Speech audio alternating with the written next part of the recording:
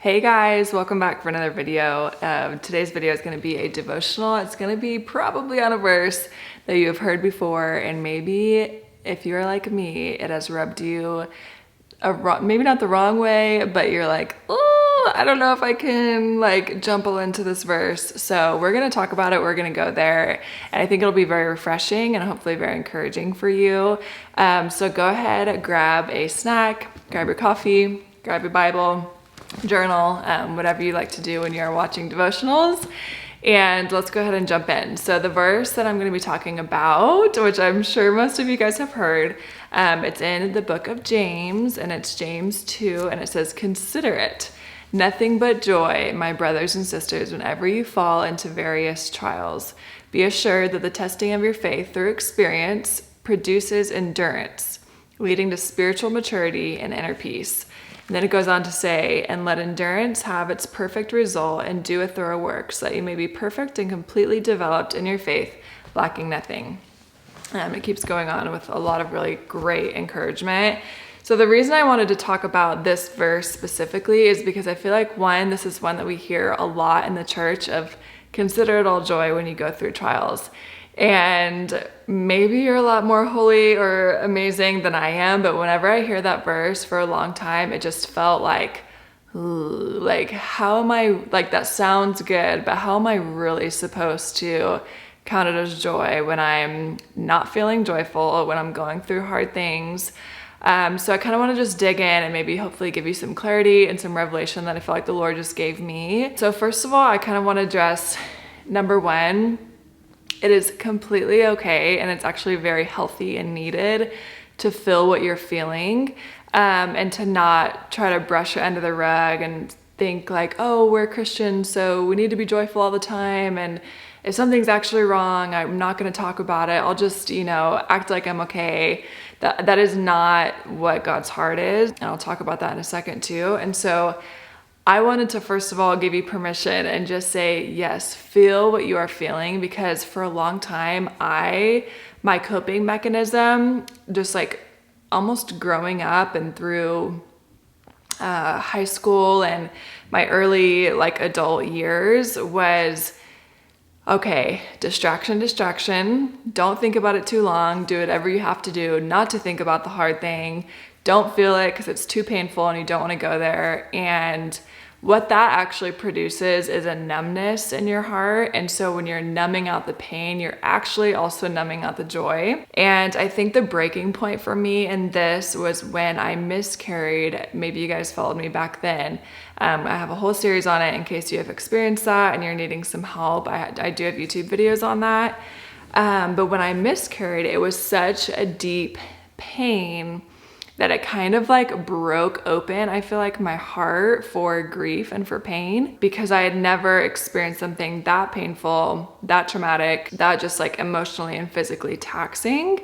And so it was I had no choice. I knew in my mind, and I think a lot of the reason I was so frustrated and feeling so overwhelmed was because I knew there was no way I could distract myself from the pain that I was feeling. It was so overwhelming that I was like, I'm gonna have to feel it, and I'm gonna have to talk about it with God, and this is gonna be so hard. And in the moment, I never thought that pain would go away. So the reason I bring that situation up is because with this verse, when it says, count it all as joy when you go through trials, so when you go through hard things, is because looking back on that season now, and even I felt like I felt it in that season of that was my deepest pain I had ever felt. If you have never experienced a miscarriage, praise God, but don't judge somebody who has. If you're like, why are you so sad? You didn't even know the baby that long. Don't even go there. It is such a terrible, terrible pain and a grief. But when I was in that season, it was the most broken I had ever felt. It was, at that point in my life, one of the hardest things that I had ever gone through. And I remember actually, this might be a little bit too much information, but the shower is my go, relax. That's my quiet worship time, probably because I'm a mom. And it's the one place that I am not being called for something, you know what I mean? And so I remember in the shower, it was like where I would just like come undone and I would just be crying my face off. And I remember literally being in the shower and writing with my daughter's crayons on the shower wall, like, God, you're faithful. God, you're good to me. Lord, you have good plans for me. And I just remember writing all these declarations, and there was this sense of joy bubbling up within me when I connected my pain to God, and I didn't try to hide it from him. I didn't try to run from it. There was this sense of beauty of you are in the fire with me. And I felt so connected to the Lord in that season of brokenness. Like, it was nothing that I had ever experienced before. Like, the verse that says he is near to the brokenhearted is just so true. And so I remember writing that on the shower walls, and I remember just having this moment where I was like, this is the most pain I've ever been in.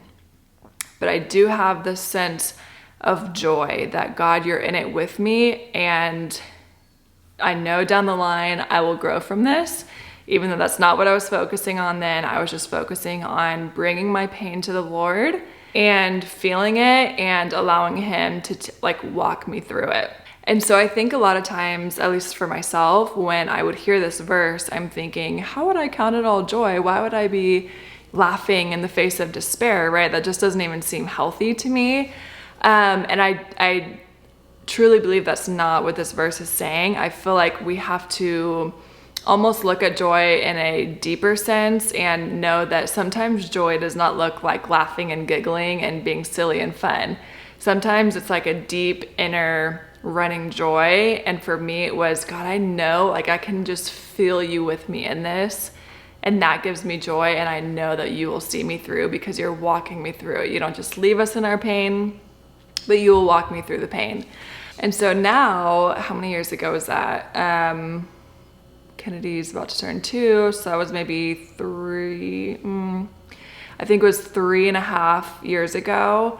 So fast forward now 3.5 years, I can just so see how God was moving in my heart. That was such a season of growth for me in my faith and my walk with the Lord, and just even knowing how I process pain as a person, and just knowing myself more in that way and being able to feel that depth of pain and not run from it was huge, and has made me such a healthier person in the way that I cope with things, the way that I process things. Now I know I can bring whatever hard thing, pain I'm going through to the Lord, and not feel like I have to distract myself or get rid of the pain or numb out. I know I can just bring it to him, and he's not going to leave me in the pain. He's going to walk me through it and hold my hand through it. And so I think that gave me a sense of joy of just knowing that he was so in it with me. And I think also kind of going back to God's heart in this, if you think about the story in the Bible of when Lazarus died, and Jesus, he well knew that he was about to go perform the miracle, but he stopped and wept. And I think that is so powerful and beautiful that Jesus never discredits our pain. He never, would say, count it all as joy. Like, that's not his heart at all. His heart is, I am with you in this pain, no matter how big, no matter how small, I am with you. I remember just having this feeling of like, Jesus was weeping with me, but he wasn't going to leave me there and say, okay, figure it out. It was, I'm so sad in this with you, and let me hold your hand and walk you through it and get you to the other side, and we'll do it together. And that to me just brought such a sense of joy and like, okay, I can do it. He's with me, and this is going to produce faith. This is going to produce growth. All that to say, I just wanted to come to you in this way and just say it's actually super okay and super healthy to process pain, to process emotions. It doesn't have to be pain. It can be frustration or anger or bitterness. Like, it's okay to feel these things. Now, the thing is that we don't stay there. We don't just, meddle in it and refuse to have help. We feel it and we bring it to the Lord and we say, okay, God, now walk me through this, grieve with me,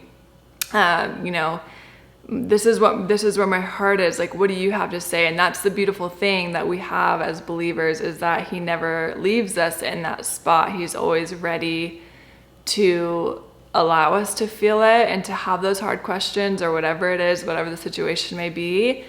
And then he always has a beautiful plan to bring us through to the other side. So I hope that is encouraging, and just that knowing that, you know, it's okay to feel all the emotions. We're humans. God made us. He gave us these emotions, and it's really healthy to be able to process in that way. And it will bring you joy if you can feel what you're feeling and bring it to God, and get his heart and let it be a conversation rather than a one-way street. All right, so that is it for today's devotional. I hope that was encouraging and just a good reminder for you that God is with you. He's with you in the good. He's with you in the bad. He will never leave or forsake you. And it's okay to feel all the feelings, and just know that he is right there beside you. He's in the fire with you, and he's okay to be the protector and the guard over your heart, and he will keep your heart safe. If you guys enjoyed this devotional, if you're encouraged by it, or if you even think of somebody that this really might benefit, I would love if you would pass it along, just to encourage as many people as we can. I will see you guys in the next devotional series, and I will talk to you guys very, very soon. Okay, bye.